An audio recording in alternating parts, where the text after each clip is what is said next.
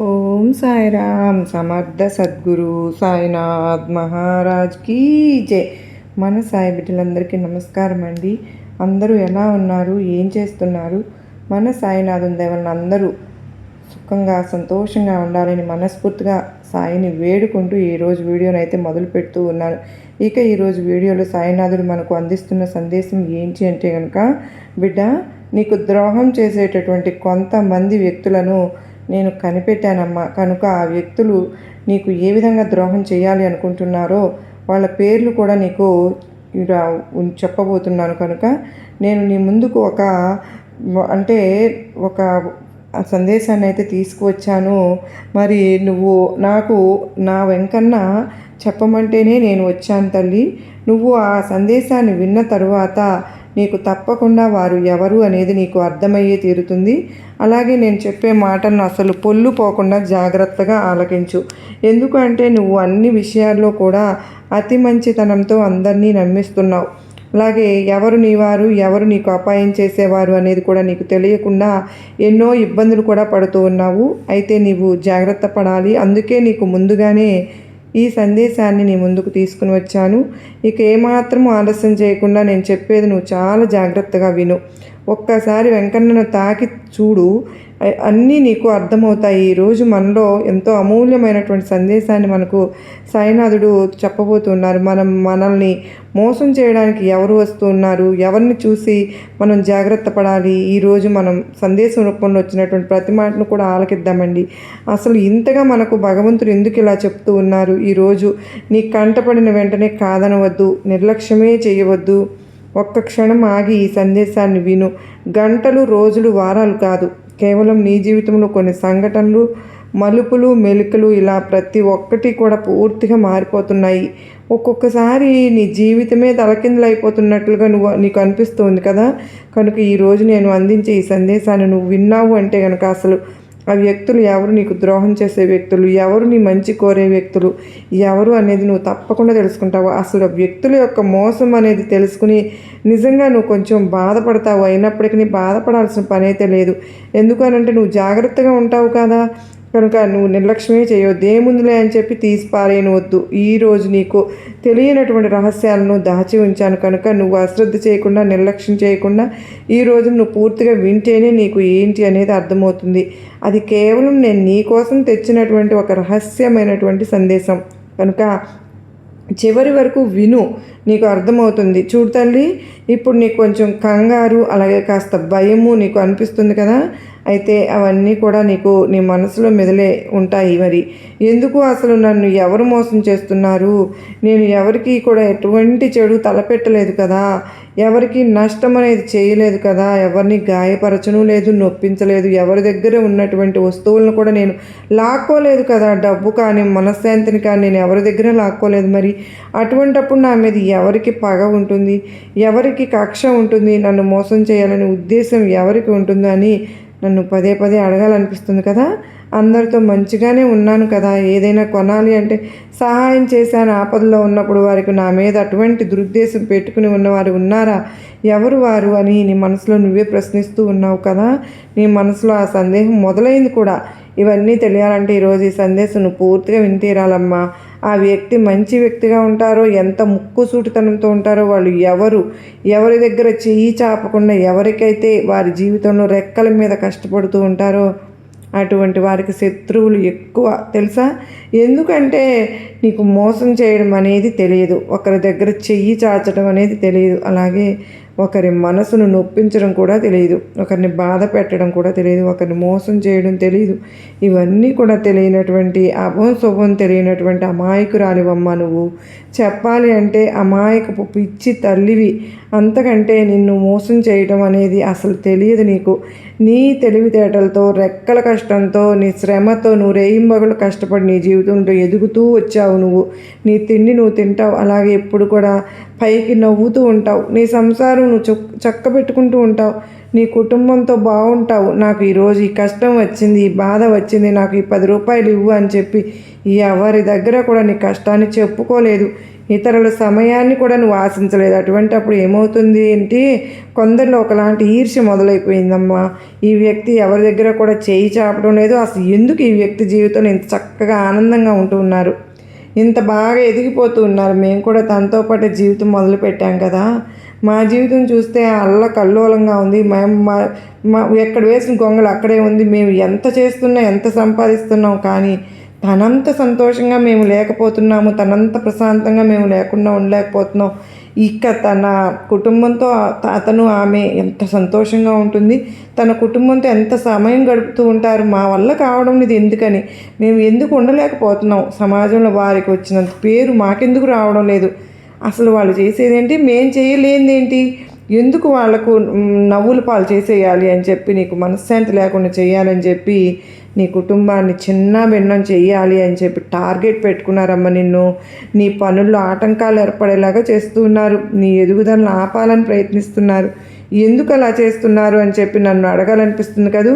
నేను ఎవరిని కూడా ఏమీ చేయలేదు కదా అనే అనుమానం కూడా పదే పదే వస్తే దీని వెనుక ఒక కారణం ఉందని అయితే ఇప్పుడు తెలుసుకోమ్మా.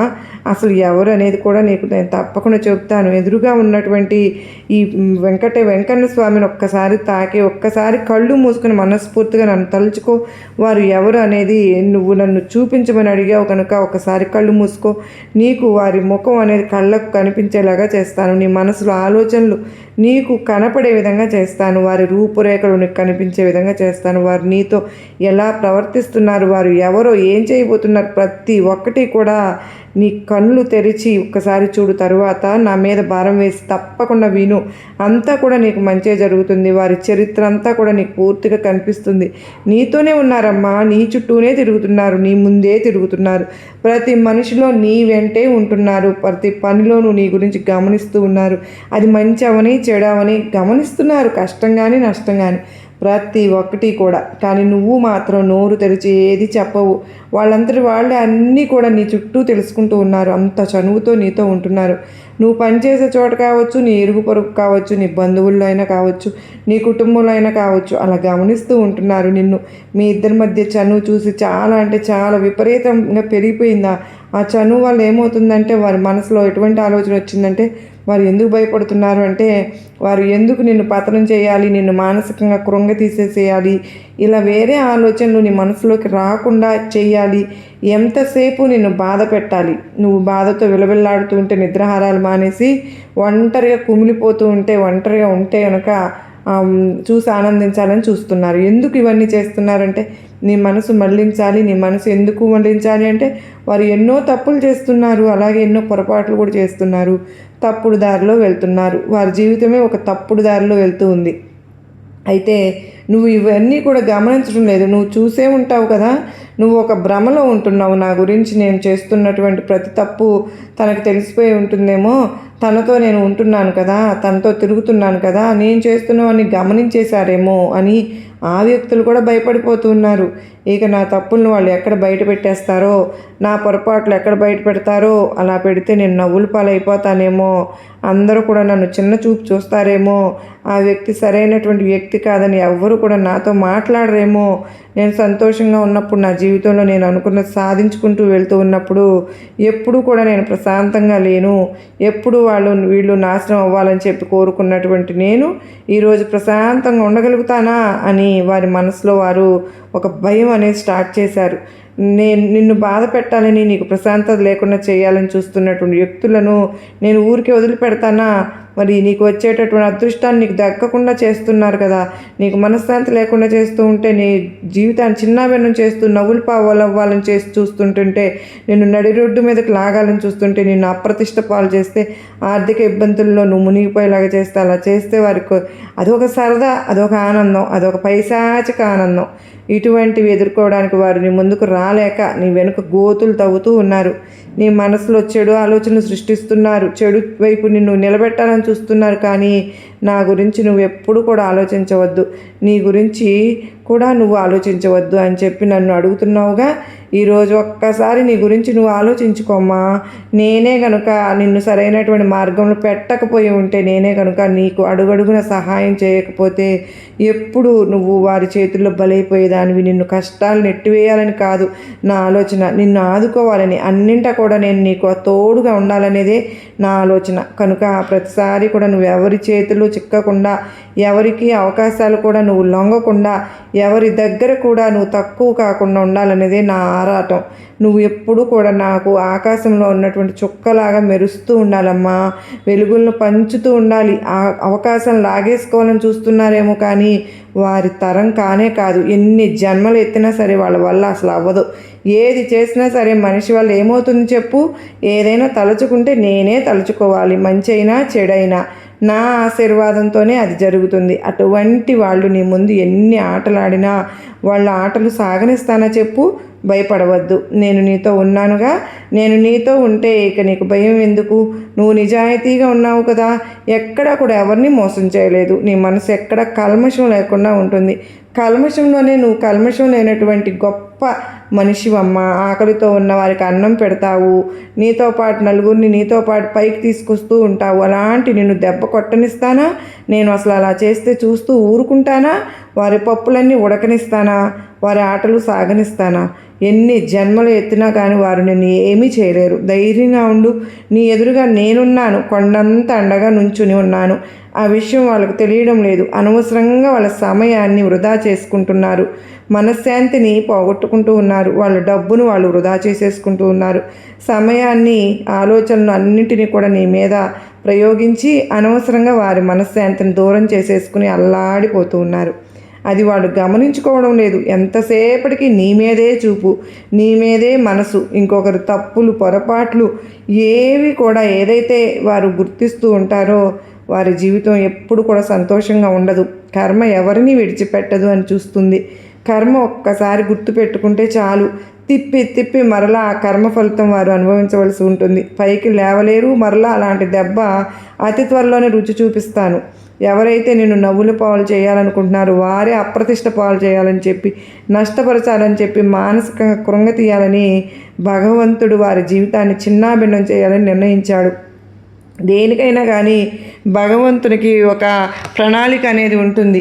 ఆ ప్రణాళిక ప్రకారమే భగవంతుడు నడుచుకుంటాడు. కనుక వారికి అటువంటి బుద్ధి చెప్పాలని ఆలోచిస్తూ ఒక ప్రణాళికని, ఓపిక, సహనం అనేది కూడా భగవంతుడికి ఉంటుంది. ఆ ఓపిక, సహనం నశించిపోతే తగినటువంటి శిక్షను తప్పకుండా అమలు పరిచే తీరుతాడు.